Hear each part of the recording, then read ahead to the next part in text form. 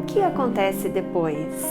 Depois que a gente nasce, depois que a gente cresce, depois que a gente vai para a escola. O que acontece depois? Este foi o tema da Mostra Heisei deste ano. Um encontro entre a arte, a infância e o tempo. Logo na entrada tinha um espelho com a frase: a infância é uma delicadeza do tempo. Aliás, por toda a escola tinham espelhos espalhados. Uma instalação com espelhos de tamanhos e formatos diferentes era um convite para ver e se reconhecer. Mas o que acontece depois? Na praça, os espelhos enviados pelas famílias se misturavam com os desenhos das crianças. Como elas são, como elas se veem, como nos veem, como se veem, como somos. Um exercício de se ver. Mas o que acontece depois? Na sala do grupo 1, um vídeo mostrava o exato momento de cada criança dando os primeiros passos na escola. O que acontece depois que elas começam a andar? O que acontece antes? O que acontece em uma escola para crianças pequenas? No grupo 2, as fotos contavam uma história do cotidiano. O que fazem as crianças pequenas na escola? Um encontro entre a materialidade, a sensorialidade e a cotidianidade. No grupo 3, a sala tinha som, tinha cheiro, tinha textura, tinha cor, tinha forma. Ao fundo era possível escutar as vozes das crianças. As vozes foram gravadas enquanto elas brincavam. Tinha também uma linha do tempo para simbolizar a linguagem da linha. No grupo 4, os olhos, as luzes, a pesquisa e as boas perguntas. Onde ficam guardadas as lágrimas? Por que a gente enxerga colorido se a bolinha do olho é preta? E o que acontece depois?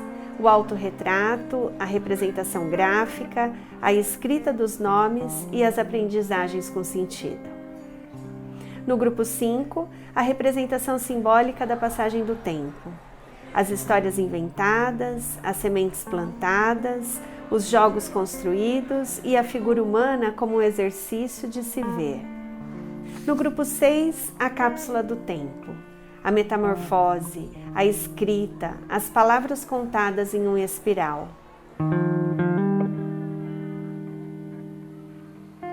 A mostra ela representou muita coisa, porque nós estudamos os olhares, né? E a minha aluna disse, a Sayuri disse que o olhar ele enxerga a vida. E é muito poético, porque sem o olhar, sem o sensível, nós não temos nada, né? E o que é mais sensível do que o desenho?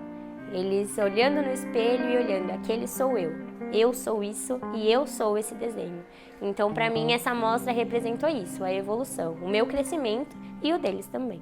A mostra, ela mexe muito comigo e profundamente, né? Porque a gente transmitir de uma forma sensível um trabalho feito pelas crianças é muito bonito e é muito gratificante. São trabalhos feitos de forma leve, são trabalhos que as crianças olham e realmente se enxergam ali, né? Se reconhecem ali no que elas fizeram. E no final do ano ver tudo junto, né, e ver aquele processo tão lindo sendo concluído de forma tão bonita, poder ver o brilho no rostinho das crianças, das famílias, é algo muito gratificante. A família na escola é sempre um momento em que a gente conta um pouco sobre o nosso trabalho, mas a família também conta um pouco de como esse trabalho chegou em casa. A leitura que a família faz, né, desse trabalho, do que a criança foi percorrendo nesse percurso, as aprendizagens que a gente não conseguiu ver daqui, as famílias acabam trazendo também. Então a gente acaba trocando impressões com a família, se aproximando, tem um lado afetivo, né, desse vínculo que foi se criando ao longo do tempo. Então acho que é um encontro muito importante, muito significativo, tanto para a escola quanto para as famílias. Teve uma família que falou para mim assim, eu notei o quanto ela está segura.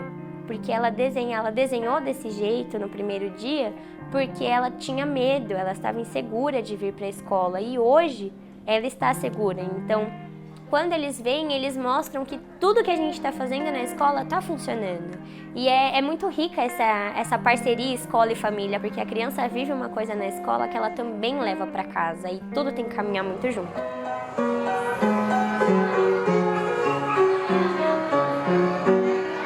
O que acontece depois?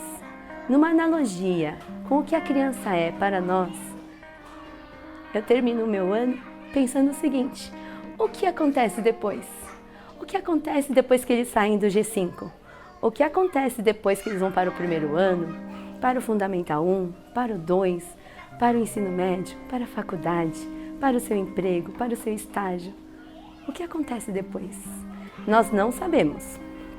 Muitas sementes foram plantadas e nós esperamos, de coração, que essas flores, essas frutas, seja lá o que for, nasça, floresça e dê muitos frutos. O que acontece depois? O que acontece depois? Os voos, o ninho, a despedida. E o que acontece depois? Em um encontro entre a arte, a infância e o tempo, as crianças, as famílias e os adultos que habitam a escola aprendem que a escola não é uma preparação para a vida. A gente aprende que a escola é a própria vida.